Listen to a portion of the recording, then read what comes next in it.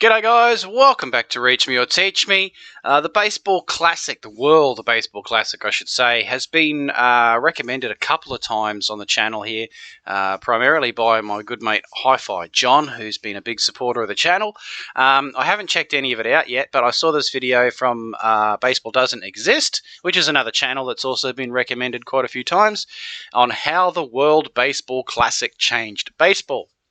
So, with all that being said, don't forget to like, comment, subscribe, hit the notification bell, and let's get watching. The 2023 World Baseball Classic had everything. Players became national heroes for countries they're not even from, while others have become some of the most hated people in their country just because of one mistake. It's featured bad blood and beanballs from countries that have been beefing for hundreds of years. It's featured political protests that have caused players to fight back against fans. It's featured a team of school teachers and electricians going up against the greatest player on earth and winning, and literally featured the most watched game in baseball history. But believe it or not, people in America still want this tournament canceled. It doesn't mean anything. For what? An exhibition tournament because it's something Diaz likes to do? Maybe he likes to play basketball too. Is that a good idea? Ever since it was created in 2006, America has viewed the World Baseball Classic differently. The first final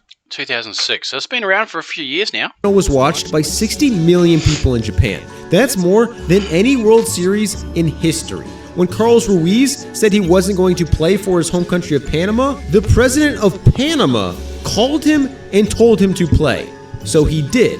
5 out of 6 players in the Dominican Republic said that winning the WBC was more important than winning the World Series. Okay, so this is something that, again, might upset some of my American fans here, but this is something that if the people who are objecting to this kind of thing don't understand what a big scenario, a big tournament, big moment this is for some of these other guys, like you said, electricians and teachers and things that just get a shot to play on the big stage for once, and it's similar to things like our World Cup in cricket, where you've got, realistically, there's 6, 7, maybe 8 teams out of the entire world that have got any shot of actually making it anywhere in the tournament and winning it.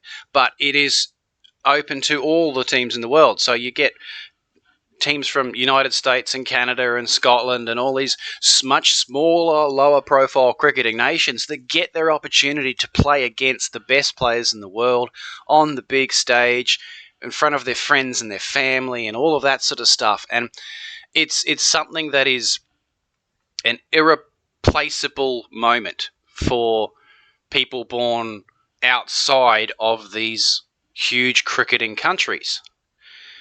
And this is the same in baseball. So anyone born outside of America or anyone primarily involved in the major baseball countries, it gives them the opportunity to show the world what they've got, and it's fantastic incentive. Great idea. The other one said they were tied. But in America, when players left spring training to be in the first WBC, the Yankees put a sign in the outfield apologizing to fans, saying they didn't approve of the tournament and told fans they could complain by writing a letter to the commissioner's office. Okay, so I'm going to try not to pause it too much because it's 17 minutes, but this is where the problem with like mid-season and in-season tournaments comes, because it's taking away the stars from their day-to-day job. It almost needs to be a separate tournament outside of the season if it's going to work from that perspective. That's my view on it. And same with any sort of sport. Anytime you do a mid-season tournament that is involving the big stars, it takes away from the primary product. So it's got to work with it and complement it. The WBC was created by MLB. The league promotes it and encourages every player to play. But MLB teams hate it because their players are at risk of injury. Typically, MLB teams will do anything they can to prevent players from playing, which has caused America's biggest stars to sit out the tournament year after year, making the WBC gain the reputation in America of just being an exhibition. Unfortunately for teams, this year, all of that changed. It started in a mostly empty stadium in Taiwan, where many fans who watched... Hey, so they play it around the world. That's cool. on TV were pissed about this guy. He was blaring a horn in support of Cuba, which to many people was extremely annoying. To him, it was I've never hated anyone more. Oh yeah, I know that guy. passion. He's a Cuban superfan who follows the team to almost every Olympic, international, and even junior tournament for the past 17 years. But 48 hours into this tournament, Cuba was basically eliminated, going 0-2. The players apparently blamed the fan, thought he was cursed, and literally did a ritual on him and the horn to undo the curse. This actually worked. The Cubans got hot and faced Taiwan in a game that decided who advanced in front of what may be the most electric crowd you'll ever see. So, was this entire tournament played in Taiwan? I assume that's how they do it. They'll pick a location and everyone plays in the one location for a couple of weeks or however long. Because traveling all around the world to different locations would just be a logistical nightmare. They have cheerleaders, blare music on full blast, and chant the entire game. This is the crowd during a game where they were losing by 8 runs. Their best player, Yu Chang, originally opted not to play to focus on making an MLB roster, but got so much backlash from people in Taiwan, he changed his mind and absolutely went off.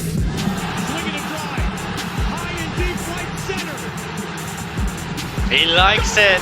He won MVP of the pool, became a hero in Taiwan, and put them in a position to advance with a win And quite likely advanced his actual baseball career against Cuba. Unfortunately for them, despite being outnumbered by thousands, the Cuban superfan powered Cuba to dominate Taiwan and move on to the next round. But even though they were eliminated, the crowd continued doing chants well after the game ended. Cuba moved on to the next round in Japan, where the story was, you guessed it, Japan. In America, it's hard to understand the magnitude and cultural significance this team is having on their country.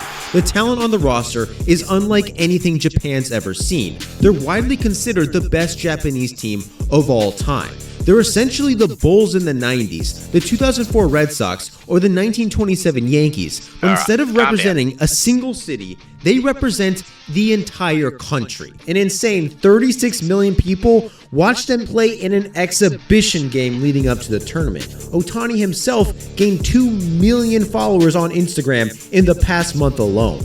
Lars Nootbaar is a rookie on the Cardinals. In America, he's relatively unknown. In Japan, he's become an overnight celebrity. Nootbaar is from California, but his mother is Japanese. Growing up, several Japanese high school players stayed with their family when they played in a tournament in California. One of these players ended up being Masahiro Tanaka. From this point on, his dream was to play for Japan. Konnichiwa. My name's Lars Nootbaar. I hope I do good during All-Stars and I'm going to represent my country for Japan. 15 years later, he is getting that chance and became the first non-Japanese player to ever play on the national team. There was paparazzi waiting for him when he arrived in Japan. He introduced them to his signature pepper grinder celebration, which has become so popular that pepper grinder sales in Japan have literally skyrocketed. Nootbaar has gone off for Japan, leading them to sweet pool play. So dumb. Where each one of these games was watched by over an insane 40% of the country.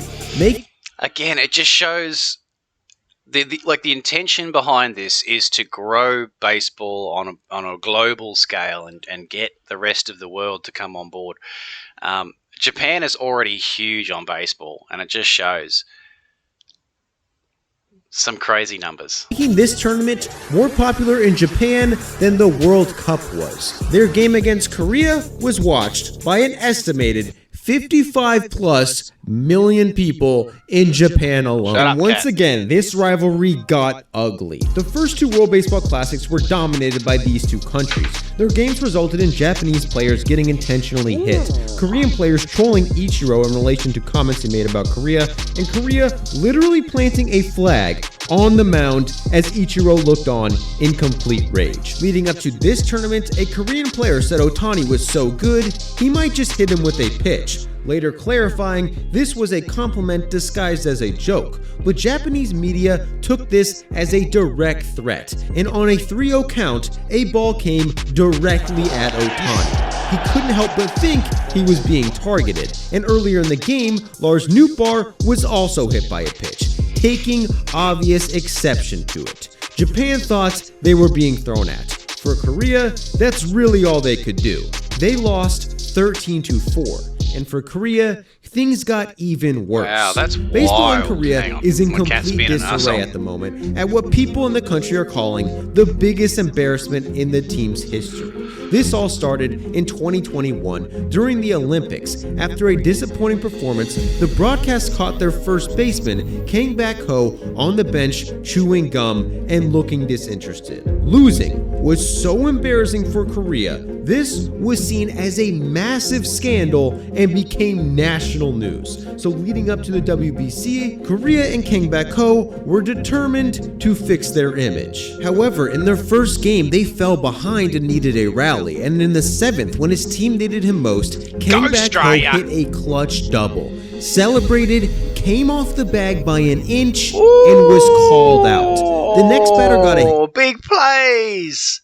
hit, which would have scored the tying run. And since Korea only ended up losing by a single run, this was the difference. And to make matters worse, they ended up losing the tournament by a single game, meaning that this inch might have literally cost them the tournament. Japan, on the other hand, marched through pool play without competition. In fact, their biggest competition might have been a team that was literally made up of electricians. Czech Republic is a team of amateurs who play in their home country, a country where baseball was literally banned by the government until the 60s. After the fall of the communist government, baseball was allowed to blossom. Because it was too American, I see. And finally, in 2023, they earned a right to play in the WBC for the first time ever.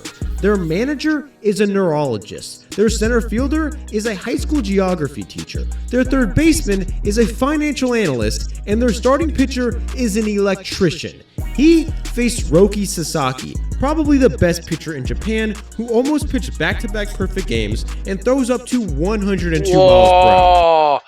The light curve on that at 102. Oh, that was sick. Hang on. Who almost pitched back-to-back perfect games and throws up to 102 miles per hour. Andrej Satoria, the electrician on Czech Republic's fastest pitch, was 79 miles per hour. Despite the insane odds against him, he came out in the first and struck out the first two batters of the game, got out of a jam in the second, then in the third, while protecting a 1-0 lead, struck out Shohei Ohtani on 3 straight pitches. Japan still ended up blowing them out 10-2. On the other side of the bracket in America, things were a lot more competitive. Team USA was a massive favorite in their pool. They faced Mexico in their second game. The first batter, Randy Arozarena, came up to the plate. As a friendly gesture, he tried to shake catcher Will Smith's hand. He refused. Arozarena then went off for 2 doubles and 3 RBIs in an absolute blowout against Team USA. Since then, he's become MVP of the tourney, leading Mexico further than they have in their history. But less than a year ago, he wasn't even Mexican. He's become beloved for warming up in cowboy boots, wearing a luchador mask in the dugout, and literally signing balls and massive baseball gloves in the middle of the games. Arozarena is from Cuba, but after earning less than $40 a month at the highest level of baseball, he decided to defect. He ended up in Mexico, where he had to borrow other players' gloves and cleats while trying out for teams because that's how little money he had.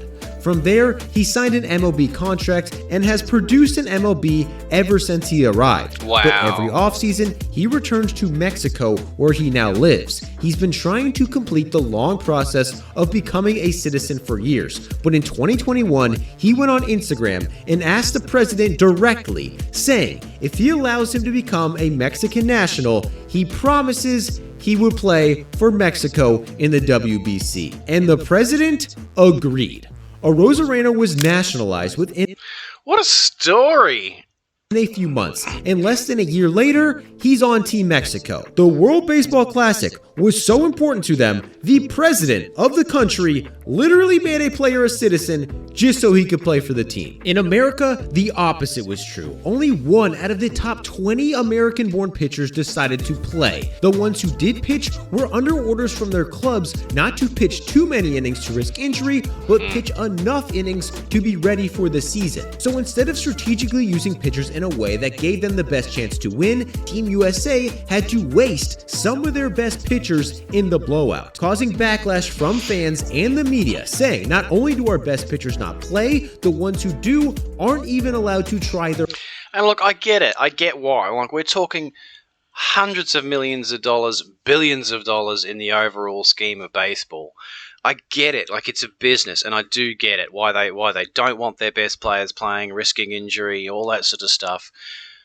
It's such a shame because it's happened in cricket and various other sports around the world as well, that it's losing sight of what the sport is really all about. It's basically its business decision instead of really giving the fans what they deserve. But that's what happens in the world these days. Their hardest. So what's the point of even having a tournament? Some even calling the tournament a glorified exhibition. In the Dominican Republic, 5 of their top 10 pitchers were participating, with a lineup that was considered by many the best of all time. And in an elimination game, they squared off against Puerto Rico in one of the most electric games ever seen. Puerto Rico was a massive underdog, but after a solo home run from Christian Vasquez, as well as an inside-the-park home run from Francisco Lindor, the underdogs felt they had a chance. The crowd had the energy of a Winter League game, but in a sold-out 36,000-person stadium. Puerto Rico was able to hold off the Dominican Republic's offense and brought in the best closer in the world to close them out in the 9th. The crowd went absolutely crazy. He struck out Ketel Marte, then struck out Gene Sakura, and pumped up the crowd even further. Then he struck out Teoscar Hernandez, pulling off one of the biggest upsets in the country's history, a game that was watched by an insane 61% of the homes in Puerto Rico. But just when everything was going right, Edwin Diaz went down with a knee injury during the celebration. After the game, it was discovered he would miss the rest of the season, and the entire baseball world collectively lost their minds. Let's get one thing clear. Nobody Yeah, here we go. Here's all of this is why they don't do the tournament. Yeah, I get it. gives a about the World Baseball. Hang on. Collectively lost Wait their a minds. minute. Let's get one thing clear. Nobody gives a about Clearly, hundreds of millions of people outside of the MLB primary nations. Clearly, lots of people care about the World Baseball Classic.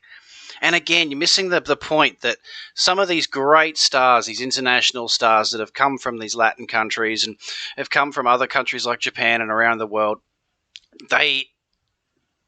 because baseball doesn't have a huge international circuit, like you think you've got the World Cup, but it's not like you're playing regular international matches. The chances for these people to represent their country in the sport that they love are so few and far between that it means so much to these players. And this guy, he just doesn't get it. He doesn't get it. World collectively lost their minds. Let's get one And it's probably because his team just lost one of their players. thing clear. Nobody gives a about the World Baseball Classic. Fans and media in America started questioning the WBC. This result is unacceptable. It doesn't mean anything. For what? An exhibition tournament because of something Diaz likes to do? Pool play alone had an attendance over 1 million fans, a 98% increase from the last WBC. America saw a 40% increase in TV ratings from pool play in the following tournament, but some fans in America still wanted the tournament gone. And to make matters worse, while this storm was happening, Team USA was in the middle of losing an elimination game, a defeat that would crush the excitement of the tournament in America even further. But just when nothing looked like it could go right, Mike Trout came through, got USA the lead and brought them to the next round. Reports came out that Team USA was changing their philosophy. Sounds very similar to the basketball in the Olympics, where the US was on the ropes big time and then managed to go ahead and win it all. The team scrambled to call major league clubs asking them to relax the restrictions on their pitchers. Teams had previously told USA that if their pitcher warmed up in the bullpen, they had to come into the game because warming up multiple times could increase injury risk. Team USA's pitchers told their coaches to ignore the instructions from their major league teams. Because the players want to play. Despite the negativity surrounding the tournament, multiple players told reporters that these games were some of the most fun and important games in their entire lives. And what followed was absolutely insane. In the quarterfinal, USA faced Venezuela. They immediately went off, scoring 3 runs without getting a single out. After, Venezuela fought back, and America's worst nightmare came true. Their pitching collapsed. Daniel Bard entered the game, hit 2 batters, walked another, and allowed a run without getting a single out. Venezuela went up. Their pitching collapsed. Daniel Bard entered the game, hit 2 batters, walked another, and allowed a run without getting a single out. Venezuela went up by 2, and just when it looked like Team USA was done for good, Trey Turner did this. Whack! Gee, they've got in all sports every time they because it's such big business and so the same thing happens in the basketball, and then when it really matters they come up big. In what may be the biggest WBC home run to date, he secured Team USA's spot in the semis where they trashed Cuba in a blowout. They waited for the result between Japan and Mexico, and once again, the underdog surprised everyone. Mexico rallied behind a 3-run homer, and when it looked like Japan could come back, Randy Arozarena made the catch of the tournament, silencing the Japanese. Eventually, Japan did I love that post-catch reaction too. That's great. Come back, tying the game. But Mexico immediately took the lead again and only needed 3 outs to end Japan's legendary team for good. But after a leadoff double by Shohei Ohtani, Munetaka Murakami hit a ball that will go down in Japanese history.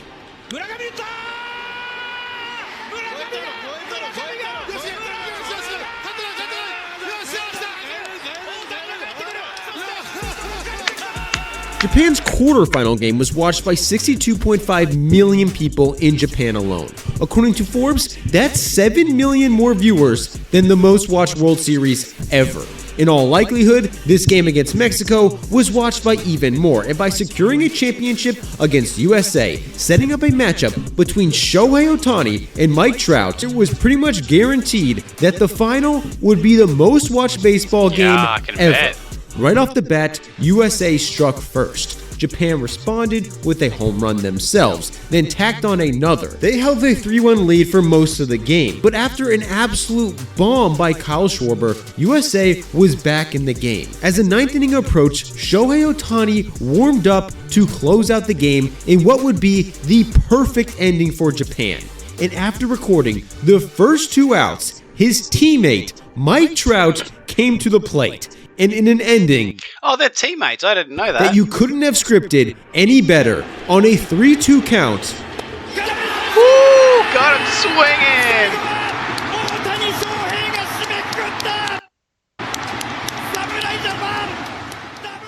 So Japan won, did they? Wow, that's incredible.